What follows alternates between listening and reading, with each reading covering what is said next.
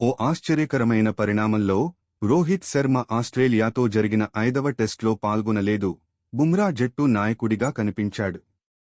Toss సమయంలో బుమ్రా రోహిత్ ఈ మ్యాచ్ను విశ్రాంతి తీసుకోవాలని నిర్ణయించుకున్నాడని వెల్లడించాడు. ఇది స్వార్థం లేని నిర్ణయం మరియు జట్టులో ఏకత కలిగి ఉందని ఆయన చెప్పాడు. మన నాయకుడు విశ్రాంతి తీసుకోవడం ద్వారా నాయకత్వాన్ని చూపించాడు అని బుమ్రా వివరించాడు. ఇది భారత జట్టులోని బంధాన్ని చూపిస్తుందని చెప్పాడు. రోహిత్ లేకపోవడంతో కొన్ని అనుమానాలు వచ్చాయి, కానీ బుమ్రా ఆ నిర్ణయం జట్టుకు ఉపయోగకరంగా ఉంటుందని హామీ ఇచ్చాడు. రోహిత్ స్థానంలో శుభ్మన్ గిల్ వచ్చాడు. 3వ స్థానంలో బ్యాటింగ్ చేస్తాడు.